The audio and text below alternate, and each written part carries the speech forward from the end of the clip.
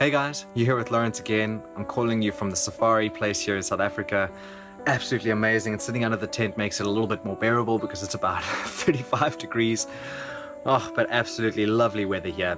And what I wanted to talk to you today about is emotional intelligence. Because our emotional zone will directly relate our financial zone. You know, I know of people who have won the lottery, and not personally, but I've heard of people who have won the lottery, and within 2, 3, 4 years, they've lost all of that because they do not have emotional intelligence. They get so excited and so happy when they get this money, they just start spending it on things that don't actually matter. Things like new cars and houses. And I know of this one guy who won 20 million rand through a lottery at Boksburg, in Boksburg, South Africa. And within 4 years, he had zero in his bank account and he was dead. See, because when he won the lottery, he actually took a truck. I mean, one of the things he bought was a truck filled with alcohol, and he went down his community and was just giving free alcohol to people. And I'm not saying that when you make a lot of money, you shouldn't share it with people. But first get emotional intelligence, then get financial intelligence, then become financially free. So I wanted to talk about the 3 biggest emotions that are holding people back. 1 is fear, 2 is hurt, 3 is guilt. These are the 3 emotions that when we feel them, they tend to hold us back the most. And what I want to talk about today is how every single emotion that you feel is actually an action signal. It's telling you to do something, and when you heed the message, that emotion dissipates. So if we look at fear, and fear are things like worry, stress, fear, scared, frustrated, all of those feelings relate to fear. Now, all that fear is telling you, the action signal, is that you need to prepare for something. That's so beautiful about fear. Fear is such a healthy emotion when you listen to what fear has to say. So for example, when it comes to the end of the year and you need to do your tax returns, I get that feeling of fear, I get that feeling of stress and worry. Because all that fear is telling me is, Lawrence, make sure you prepare. It's not that you're being deceitful and you're trying to persuade or trying to lie on your tax return, but you need to make sure that you've got all your dots ticked and you've got all your T's crossed. And I don't know if that was the right saying, but what I'm saying is, you got to make sure that you prepare, because that's what fear is telling you. If you're scared to go and do a public speech, make sure you prepare. Make sure you go and practice in front of friends and family. You write out your speech, you practice it every day, and that fear will dissipate. If you're scared about that business meeting tomorrow, make sure you prepare. Fear is such a healthy emotion if you don't suppress it, if you let it guide you to preparing.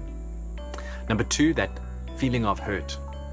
You know, that feeling of frustration or pain or disappointment. All of that feels hurtful, right? And what hurt is telling us is that the action signal is that what you expected and what actually happened were not aligned, and you felt some sort of feeling of loss. So let's say that you asked your girlfriend to message you when she got home and she didn't.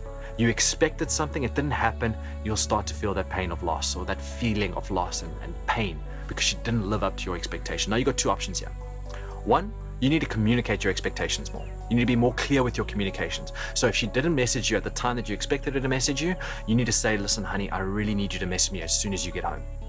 Because it makes me worry when I don't hear from you, and I really need that. I know it might seem insecure, I know it might seem stupid, but I need that for you, and I'm willing to do what you need from me. That's one thing. You can either change your approach, communicate your expectations more clearly, or number 2, change your expectations. Maybe your expectations is unrealistic. Maybe you're expecting her to, as she gets home, the first thing that she does is message you. Maybe she can first go and talk to her dad, let her dad update her dad on how the day was. Maybe she can, get into bed first. She can have a quick shower. Maybe you should wait 30, 40, 50, an hour, 2 hours before she replies. Change your expectation. Maybe you're being a little bit unrealistic with your expectation. So when you feel that feeling of hurt, which is to say you expected something and it didn't happen as you wanted to, 1, change your approach in communicating your expectations, be more clear. Or 2, change your expectations to say, maybe I'm being unrealistic, and that feeling of hurt will dissipate. The 3rd feeling, and probably the hardest feeling to deal with, is that feeling of guilt. Now, what guilt is telling us is that we've got a standard for ourselves that we haven't met, that we've abused our own standard. Now, let's say, for example, one of my standards, for example, is I do not approve of racist jokes, sexist jokes, or religious jokes. Because that goes against my belief that we're all the same, we're all equal, that no one is better than anybody else. And what racist, sexist, and religious jokes work or predicate on is that we're better or more superior than somebody else. So let's say that I was in a group of people and somebody threw out a racist joke. Now maybe I would have laughed, just to be polite to everybody else, but I can tell you now that the next moment or the next day, I would feel incredibly guilty. Because that goes against one of my standards. Now, I can live in guilt and I can beat myself up and I can keep terrorizing myself, or I can say, actually, all that I need to realize is that the next time somebody makes a racist, sexist, or religious joke that I don't approve of, I shouldn't laugh. I should actually stop the community or stop the group and say, listen, guys, sorry, but I don't agree with that kind of joke, and I don't want somebody in this room or in this group to feel less than or to feel judged or discriminated because of that joke. That'll take the guilt away completely. Guilt is only telling you that what you've done goes against your standards. So change your approach, change your behavior to make sure that you're aligned to your standards.